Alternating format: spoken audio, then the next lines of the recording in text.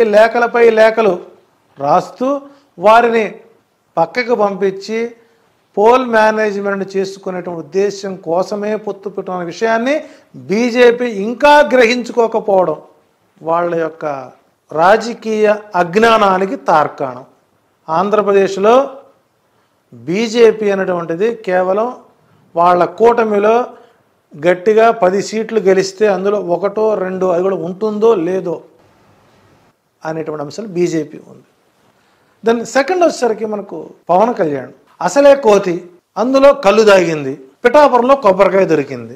దాన్ని ఏం చేయాలో తెలియక కొబ్బరికాయని అటు ఇటు తిప్పుకుంటూ మనకు పూర్వంలో ఈ దయ్యాలు పట్టిన వాళ్ళని దర్గాలకు తీసుకెళ్తారు. అంటే సపోజ్ పవన్ కళ్యాణ్ లాంటి ఒక పర్సనాలిటీలు మనకు కశ్మీర్ దర్గాలో దొరుకుతారు. మీరు వెళ్ళి చూడండి, కశ్మీర్ దర్గాలో కానీ మన కాజా దర్గాలో కానీ కొన్ని ప్రాంతాల్లో ఆ దర్గాలు ఏం చేస్తారంటే ఆ గాలి దుమ్ము పట్టిన వాళ్ళకి కాళ్ళకి గొలుసులేసి చెట్లకు కట్టేస్తారు. ఈయన దాన్ని సైన్స్ ఏమంటారంటే వాళ్ళకి హిస్టీరియా జబ్బు అంటారు. ఈయనకి హిస్టీరియా జబ్బు ఉందేమో అన్న సందేహం కలుగుతుంది.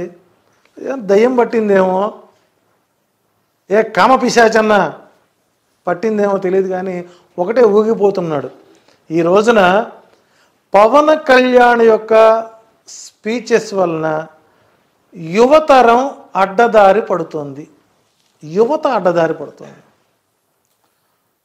ఫ్యాన్ ఫాలోయింగ్ ముసుగులో స్లో పాయిజన్ ఇచ్చినట్టు యువత ఈ రోజున తల్లిదండ్రులకు మానసిక క్షోభగా మారాడు.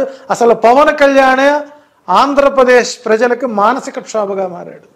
మనోహర సుభాష్ అనేటువంటి ఒక ఆమె మనం ఇంటర్వ్యూ చూసాం, చాలా బోల్డ్గా చెప్పుకొచ్చింది. పిల్లలకి పాలు ఇచ్చుకునే సమయం కూడా లేక పాలు వక్షస్థలంలో గడ్డలు కట్టిపోయినా ఈ పార్టీ చుట్టూ తిరిగి కొన్ని కోట్లు పాటు తీసుకుని చివరికి అందరి కింద నుంచి నలిగితే కానీ పైకి రారు అని క్లియర్గా చెప్పినప్పుడు ఇక్కడ ఏదో కాస్త ఆంబోతులకు ఆవుల్ని సప్లై చేసే పరిస్థితిగా ఉందని చెప్పి ఆమె డైరెక్ట్గా నిస్సిగ్గుగా చెప్పిందంటే జనసేన యొక్క ఎజెండా ఏంటో తెలుస్తుంది. రెండోది ఓట్ బ్యాంక్ లేని యువత. పవన్ టార్గెట్ ఎవరిది అంటే యువతను టార్గెట్ చేశాడు. ఏదో ఈ అన్నాలు ముక్కలు చెప్పి గుడింతాలు చెప్పి ఉర్రోతో లొగుతూ కళ్ళు తాగిన కోతిలాగా పిచ్చెక్కినోడు మాదిరిగా మత పిచ్చెక్కినోడు మాదిరిగా ఆడిన మాట తప్పిన గాడిద కొడక అని తిట్టగ విని అయ్యో నాకు ఒక కొడుకు గలడా అని గాడిద ఏడ్చెన్ అనేటువంటి ఒక చిన్న పద్యం ఉంది. ఒరే పిచ్చోడా, ఎచ్చోడివా, ఎందుకు అరుస్తావురా, పూనకం ఏంట్రా అని అందరూ అన్ని తిట్లు తిడుతున్నా నన్ను కాదులేని దులపించుకునేటువంటి సిగ్గు లేనటువంటి మనస్తత్వం, చీము నెత్తురు కూడా వెళ్ళినటువంటి వాడు ఎవరనంటే పవన్ కళ్యాణ్. ఈ రోజున గ్రామాలు వెళ్తుంటే ఆ ఇంట్లో ఆ పిల్లల్ని వాళ్ళు ఏ రకంగా తల్లిని ఏడిపిస్తున్నారో చూడండి. నీవు నటుడుగా కూడా ఉండటం ప్రమాదకరమే. ఒక సినిమా కానీ, ఒక సీరియల్ కానీ, ఒక సంఘటన కానీ యువత మీద ప్రభావం చూపుతుంది. ఒక రకంగా చెప్పాలంటే పవన్ కళ్యాణ్ వ్యాఖ్యలు డ్రగ్ ఎడిక్ట్ అయినటువంటి వ్యక్తుల కంటే ప్రమాదకరంగా ఈరోజు యువత మారింది. డ్రగ్ ఎడిక్ట్ అయిన వాళ్ళకి రీహాబిలిటేషన్ సెంటర్కి వెళ్ళినా కౌన్సిలింగ్ ఇచ్చినా మారతారేమో, కానీ అంతకంటే ప్రమాదకరంగా యువతని తన పిచ్చికి డైవర్ట్ చేసే పరిస్థితి ఏర్పడుతుంది. కాబట్టి రాబోయే రోజులు కూర్చోండి, పవన్ కళ్యాణ్ ఎఫెక్ట్ వలన రాబోయే రోజుల యువత నిద్రపోవడానికి మత్తు మందులు వాడే పరిస్థితి తీసుకొచ్చే పరిస్థితికి వచ్చింది. కుటుంబంలో తల్లిదండ్రులు ఆపుకోలేకపోతున్నారండి. గ్రామాల వ్యవస్థ వేరు, గ్రామంలో కట్టడి ఉంటుందండి, గ్రామ కట్టడి. ఆ గ్రామంలో ఫత్వా జారీ చేశారనుకోండి, పెద్ద మనిషి దాని ప్రకారం పోవాల్సిందే. కాబట్టి ఈ రోజున యువతని తన వ్యాఖ్యలతో ఇబ్బంది పెడుతూ తాను ఎక్కడ పోటీ చేయాలో కూడా ఒక స్థానం లేక చివరికి తన కమ్యూనిటీ బలంగా ఉన్న ప్రాంతంలోకి వెళ్ళి నేను రాజకీయం చేస్తాను అని ఎప్పుడైతే తను ప్రయత్నం చేశాడో, నీలో నువ్వే ఒక పవర్ స్టారు, పిచ్చి స్టారు, హెచ్ స్టారు, మొత్తానికి స్టార్ అయ్యావు, మా పాలిటీ కర్మ స్టార్ అయిపోయినావు. కాబట్టి నీవు అక్కడ గెలవలేకే కదా నీ ఫ్యామిలీని దించావు, నీ మేనల్ని దించావు. డైఫర్ ఆదినా ఉన్నాడు, హైపర్ కదా, డైఫర్ ఆది. ఆయన రాజకీయ నాయకుడే. స్టేజీ మీద కెమెరా ముందు ఎలా నటించాలో కూడా తెలియనివాడు. తాను సొంతగా స్కిట్లు చేసుకుంటూ ఎదుటి వారిని హేళనగా, ఎదుటి వ్యక్తి మీదని డిమోరలైజ్ చేస్తూ స్కిట్స్ రాసుకున్నటువంటి వాడు కూడా జగన్మోహన్ రెడ్డి గురించి మాట్లాడుతున్నాడంటే వీళ్ళ ఈ బతుకులేనా, అది ఒక బతుకేనా? అంటే రాబోయే రోజుల్లో ఈ టీంకి కూడా ఇబ్బందికర పరిస్థితులు ఏర్పరుచుకునే పరిస్థితులు తెచ్చుకుంటున్నారు. నేను ధరం తేజ చూసాం. నువ్వు ఒక పవర్ స్టార్ కదా, నీకు ఎంతమంది ఎందుకు? నీ ఎదురుగా ఒక ఆడ మనిషి 2,00,000 కుటుంబాలని కవర్ చేసిందంటే నీకు జ్వరం వస్తే హైదరాబాదు, నీకు వడదెబ్బ తగిలిందో, ఆవిడ దెబ్బ తగిలిందో, ఏవిడి దెబ్బ తగిలిందో, లేస్తే హైదరాబాద్ సాయంత్రానికి. నీకెందుకు రాజకీయం? నీకెందుకు ఊపుడు? నీ ఊపు మాకు తగిలిస్తున్నావు నువ్వు. అంటే ఇక్కడ ఒక ఎమోషనల్ పొలిటీషియన్గా మారి కుటుంబ వ్యవస్థలో కూడా చిచ్చులు పెట్టేటువంటి వ్యక్తిగా తయారయ్యాడు.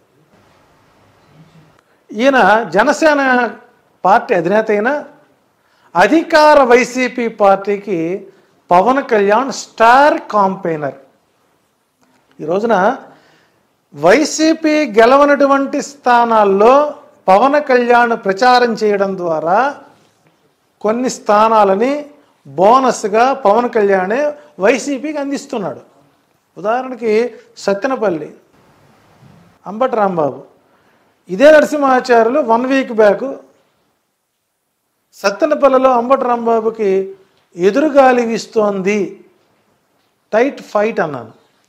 ఏదైనా అద్భుతం జరిగితే కనుక అంబటి రాంబాబు గెలుస్తారని చెప్పాను. రైట్, నా మొర పవన్ కళ్యాణ్ ఆలోచించాడు.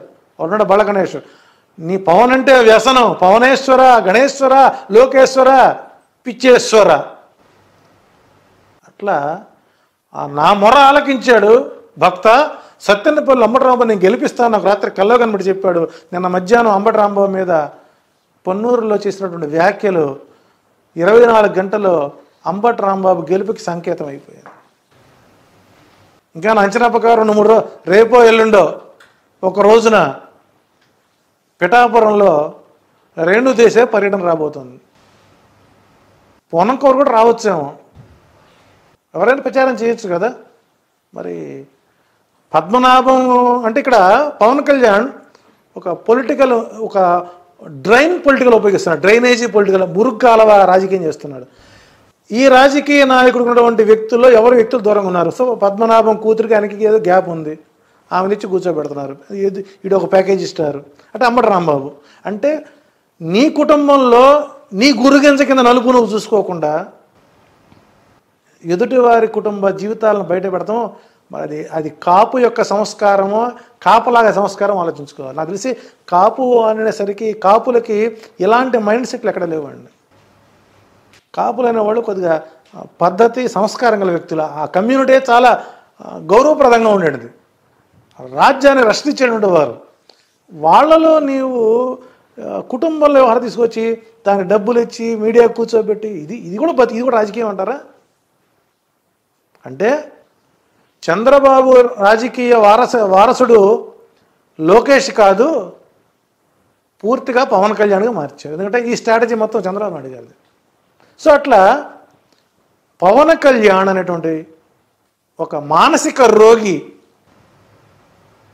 ఒక కామ పిశాచి, ఇష్టికర జబ్బుతో బాధపడుతూ ఎండలోకి రాగానే వడదెబ్బ తగులుతుంది. ఆ టైంలో ఆయన అంటే నీకు నమస్కారం పెట్టేటువంటి సంస్కారం కూడా చేత కాదు. నువ్వు ఎందుక మా కర్మకి మీడియాలో ఇలా అంటాడు. ఇదేమిటి అంటే నరికేస్తానైనా ఇలా అనలేవా? మరి ఇలా అంటే నీ యాటిట్యూడే చాలా జుగుసాకరంగా ఉంది. నేను చూసి ఒక కామెడీ స్టార్గా నువ్వు తయారయ్యావు. కాబట్టి అక్కడ తాను చేసుకున్న స్వయంకృతాపరాధాలు, తను మాట్లాడిన మాటలు, తన చేష్టలు, ఆ గజనీ మాటలు చివరికి నీకు పిఠాపురంలో ఒక ఆడపిల్ల చేతిలో ఓడిపోయావంటే నీ బతుకేమిటో ఆలోచించుకో ఒకసారి. అదో ఇక తెలుగుదేశం పార్టీ ఉంది. 74 ఏళ్ళు వచ్చాయి. ఈ 74 ఏళ్ల ఈ యువ నాయకుడు చంద్రబాబు నాయుడు గారు అక్కడెక్కడో రాయచోటు వెళ్ళి గడికోటి శ్రీకాంత్ని గెలిపించండి ఈసారికి. ఎవరు ఆయన? Gadikota Srikanth YCP aspirant. అంటే నీ ఎమ్మెల్యే పేరు నీకు తెలియదు. దశరథ మహారాజు 46,000 సంవత్సరాలు అయోధ్యని పాలిస్తే అయ్యా ఈ ముసలిని భరించలేకపోతున్నామని మొరాలకిస్తే రాముడు ముందుకు వచ్చాడు. కాబట్టి ఇక్కడ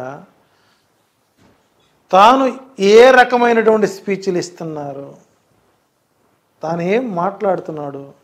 ఇప్పుడు ఆపరేషన్ లేకుండానే మోకాళ్లకు ప్లాస్మా ట్రీట్మెంట్. మీ ఆర్థోపెటిక్ సమస్యలన్నిటికీ రోబోటిక్ టెక్నాలజీ ద్వారా తక్కువ ఖర్చుతో శాశ్వత పరిష్కారం. Free consultation. ప్రతి ట్రీట్మెంట్ పై 20% డిస్కౌంట్. ఈ ఆఫర్ కొద్ది రోజులు మాత్రమే. త్వరపడండి. V9 hospitals 9281465842.